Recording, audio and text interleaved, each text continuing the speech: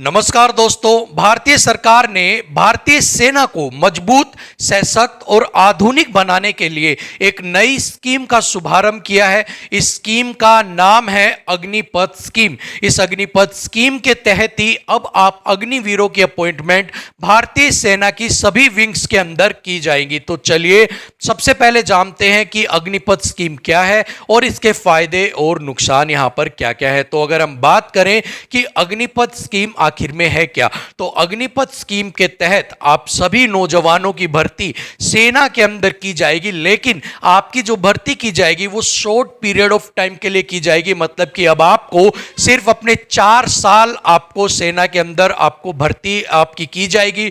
4 साल के लिए आपको वहां पर अपनी ड्यूटी देनी है, अपनी सेवाएं देनी है और 4 साल के बाद आपको क्या होगा, रिटायर कर दिया जाएगा। ऐसे में अब शॉर्ट पीरियड ऑफ टाइम के लिए आप सेना में आइए और वहां पर अपनी सेवा दीजिए। 4 साल के बाद रिटायरमेंट के बाद आप घर आ जाइए। ठीक है। अगर उम्र की बात करें तो अगर आपकी उम्र 17.5 साल से लेकर 21 साल के बीच में है तो आप अग्निपथ योजना के तहत सेना के अंदर अपनी सेवाएं दे सकते हैं। ऐसे में सरकार आप सभी लोगों को यहां पर कुछ बेनिफिट्स भी इसके साथ दे रही है। आपको सैलरी जो है वो स्टार्टिंग में 30,000 रुपए, पहले साल 30,000 रुपए आपको सैलरी दी जाएगी। दूसरे साल आपको 33,000 सैलरी दी जाएगी। तीसरे साल आपको 36,000 सैलरी दी जाएगी और लास्ट ईयर में आपकी 40,000 रुपए आपको सैलरी दी जाएगी।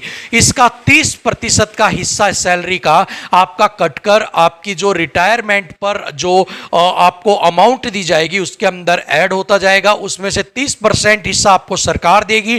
कुछ आपकी सैलरी से ही कट के जो जमा हो रहा है वो मिलाकर टोटल आपको जो है 11.7 लाख रुपए आपको रिटायरमेंट पर एक बार में दे दी जाएगी। आपको यहां पर कोई भी पेंशन नहीं दी जाएगी। इसके तहत अब सरकार का कहना है कि जो युवा इसके अंदर भर्ती होंगे वो एक तो 4 साल के लिए भर्ती होंगे। ऐसे में उनका पेंशन का और जो सैलरी का जो आपकी एवरेज एज, पहले अगर हम सेना की बात करें तो 32 साल होती थी, ऐसे में आपकी घटकर अब अभी 24 साल के करीब आपकी और 26 साल के बीच में रह गई। तो ऐसे में जो आपकी ये सैलरी और पेंशन का खर्चा बचेगा ये आप सेना को आधुनिक बनाने में, हथियार खरीदने में, टेक्नोलॉजी को आप आगे बढ़ाने के अंदर यूज कर सकते हैं। और इसके तहत आपके जो सरकार है वो अपॉइंट करेगी। अपॉइंट करने के बाद 4 साल के बाद 75% जो लोग हैं उनको रिटायर कर देगी। 25% जो लोग हैं उनको 1 महीने के बाद दोबारा से वो क्या करेंगे, अपॉइंट कर लेंगे। उनको वो आगे भी अपनी सेवाएं सेना के अंदर दे सकते हैं। ठीक है। अब जो लोग, मेन सवाल है, जो लोग रिटायरमेंट पे 75% घर आ गए हैं अब उनका आगे फ्यूचर क्या होगा।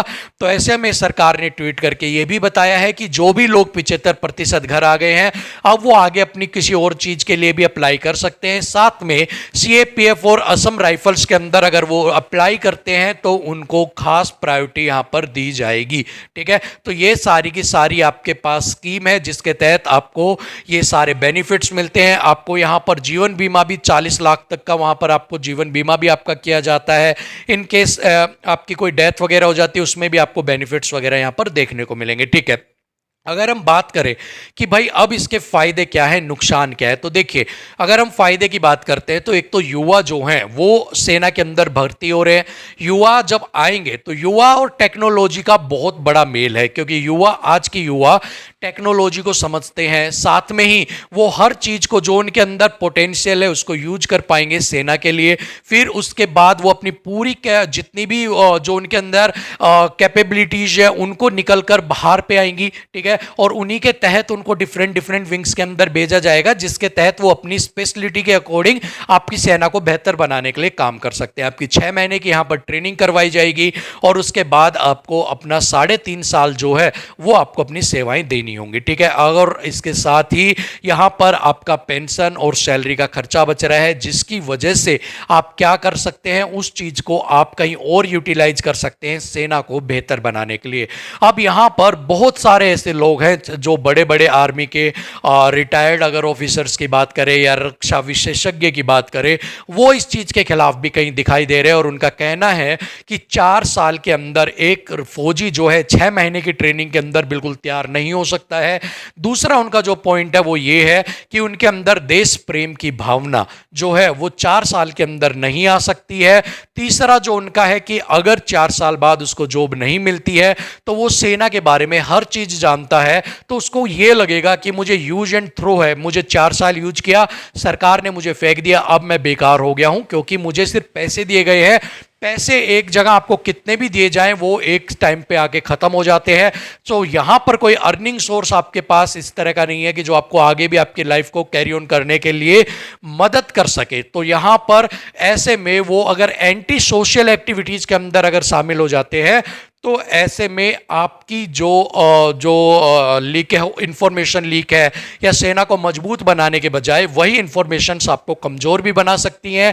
साथ में ही बहुत सारे ऐसे पॉइंट्स हैं जो लोग इनके विरोध में कह रहे हैं, बच्चे इनके विरोध में निकल रहे हैं, लेकिन अब फाइनली आखिर में इस स्कीम के क्या फायदे हैं क्या नुकसान है ये लॉन्ग टर्म में आपको पता लगेंगे। लेकिन फिलहाल मैंने आपको दोनों बता दिए हैं कि क्या फायदे हैं क्या नुकसान है। अब आप मुझे बताइएगा कमेंट बॉक्स में कि आपको क्या लगता है, क्या ये अग्निपथ स्कीम के तहत फायदे हैं या नुकसान है। थैंक यू सो मच, नमस्कार।